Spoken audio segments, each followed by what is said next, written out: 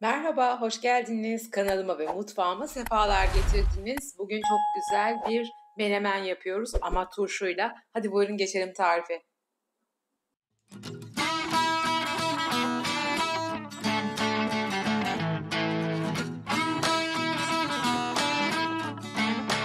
Şimdi burada benim geçen seneden yapmış olduğum turşular var.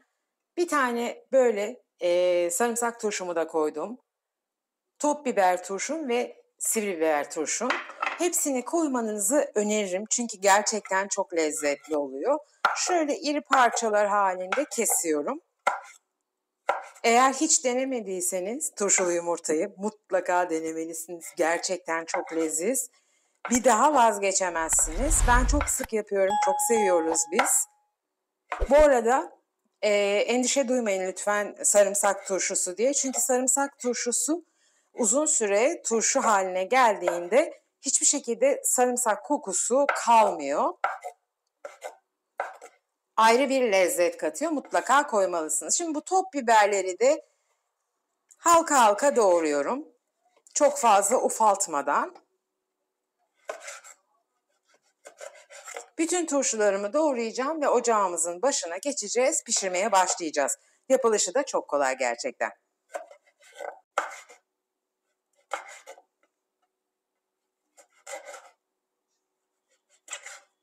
Sarımsak turşularımı da soydum. Onları da şöyle iri iri doğruyorum. Dediğim gibi çiğ sarımsak kokusu yok. Turşu olduğu için artık turşulaştı.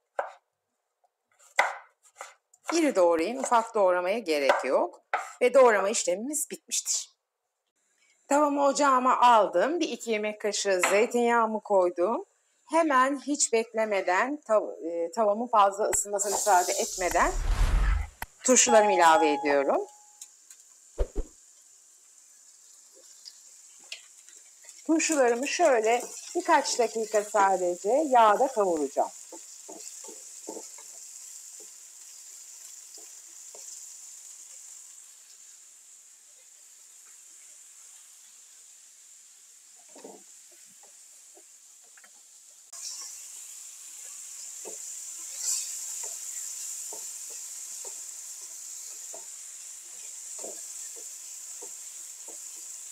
Ben kaşığımın ucuyla tereyağı koyuyorum.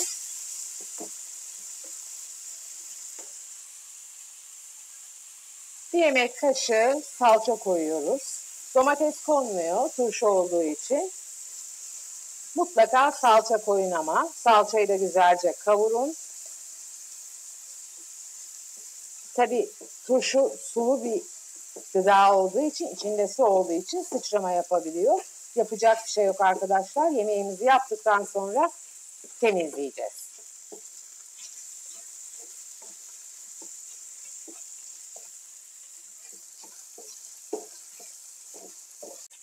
Salçamızı güzelce kavurduktan sonra hemen bir yarım su bardağı kadar su ilavesi yapıyoruz. Salça olduğu için bunu yapmamız gerekiyor arkadaşlar.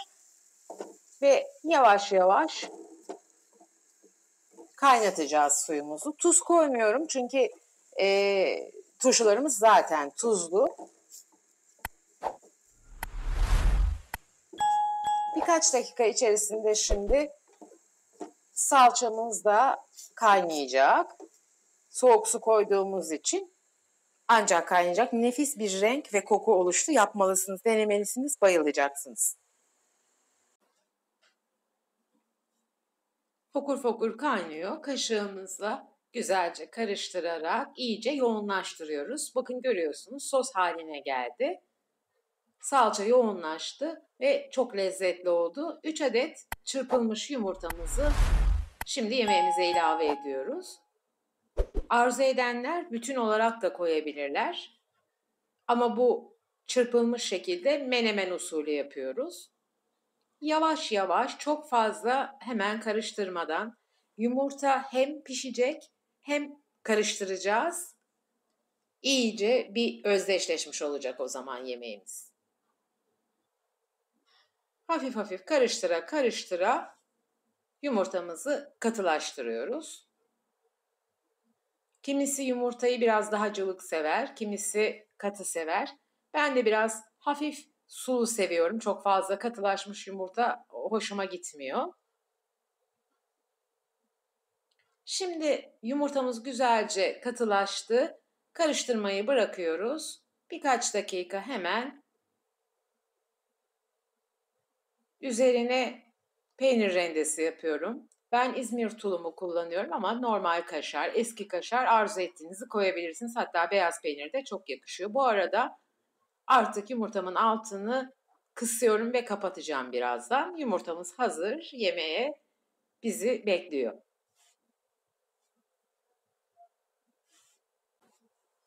Evet, bir tarifimizin daha sonuna geldik. Pratik, kolay, hemen 5 dakikada şipşak yapılan ama lezzetini gerçekten tarif edemeyeceğimiz güzel bir menemen yumurta oldu. Klasik menemenlerden bıkanlar ve farklılık arayanlar için gerçekten çok leziz. Turşuyla şimdiye kadar hiç yumurta denememişleri şiddetle tavsiye ediyorum. Çok beğeneceğinizi umuyorum. Ben çok seviyorum çünkü. Zannediyorum izleyicilerimizin çoğunun da damak tadı benimkiyle çok benzer. Sizin de seveceğinizi umuyorum.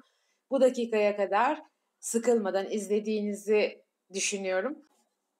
Tarifimi beğendiyseniz eğer videomu beğenmeyi ve hala kanalıma da abone değilseniz kanalıma abone olup abone ol butonunun yanındaki çan zilini açmanızı sizden rica ediyorum.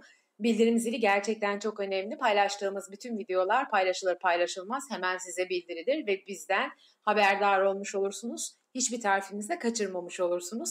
Bana destek olmayı arzu ediyorsanız eğer sosyal medyalarınızda tariflerimi paylaşmayı unutmazsanız, emoji de olsa ufak yorumlar yaparsanız ve videomu beğenirseniz gerçekten bana çok destek olmuş olursunuz. Hepinize çok teşekkür ederim beni izlediğiniz için.